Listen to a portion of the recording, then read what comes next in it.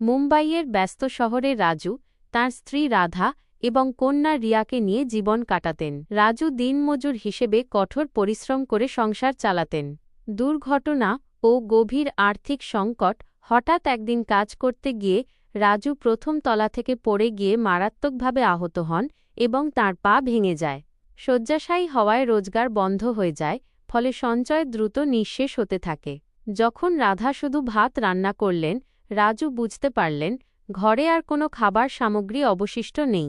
গভীর উদ্বেগে রাধা অর্থ উপার্জনের পথ খুঁজতে শুরু করলেন। রাধার প্রথাগত ভাবনা এবং রিয়ার আধুনিক সমাধান। একদিন বাজারে আটার কলে ভিড় দেখে রাধার মনে পড়ল তাদের বাড়িতে একটি পুরনো হাত চাক্কি হ্যান্ডমিল রয়েছে।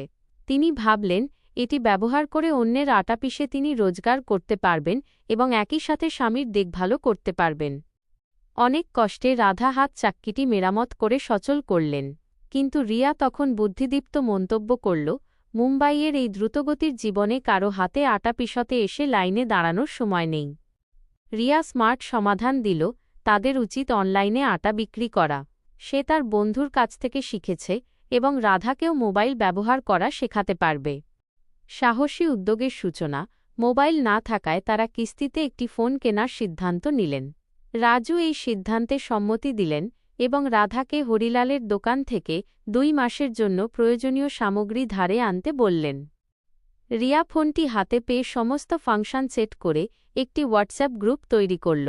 সে তাদের নতুন ব্যবসার বার্তা ছড়িয়ে দিতে বলল। তারা দ্রুত 1 কেজি, 2 কেজি ও 5 কেজির প্যাকেটে আটা ভরে ডেলিভারির জন্য প্রস্তুত হল এবং বাড়িতে একটি মূল্য তালিকাও টাঙিয়ে দিল। প্রথম সাফল্য এবং নতুন দিগন্ত। শীঘ্রই রাধা তাঁর প্রথম অর্ডারের ফোন পেলেন। তিনি দ্রুত 1 কেজি গমের আটা প্যাক করে গ্রাহকের ঠিকানায় পৌঁছে দিলেন। দ্রুত পরিষেবা পেয়ে গ্রাহক অত্যন্ত সন্তুষ্ট হলেন। আনন্দের সাথে রাধা উপার্জিত অর্থ পূজার স্থানে রাখলেন। রাজু তাকে আরও উৎসাহ দিলেন। এর কিছুক্ষণ পরই রিয়া আরও 2টি অর্ডারের খবর দিল, 5 কেজি গমের আটা এবং জোয়ারের আটা। মোবাইল প্রযুক্তির সহায়তায় রাধা দৈনিক 10 থেকে 15টি অর্ডার পেতে শুরু করলেন। রাজু সুস্থ হওয়ার পর তিনিও বাড়িতে বসে রাধাকে সাহায্য করতে শুরু করলেন। তাঁদের জীবনে আবার সচ্ছলতা ফিরে এল, সব ঋণ পরিশোধ হল এবং স্বামী স্ত্রী দুজনেই একসঙ্গে উপার্জন করে সুখে জীবন যাপন করতে লাগলেন। নৈতিক শিক্ষা।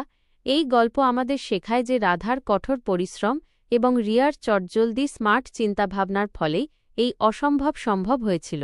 কঠিন সময়েও সংকল্প এবং বুদ্ধিদীপ্ত প্রচেষ্টার মাধ্যমে লক্ষ্য অর্জন করা যায়। দুঃসময় চিরস্থায়ী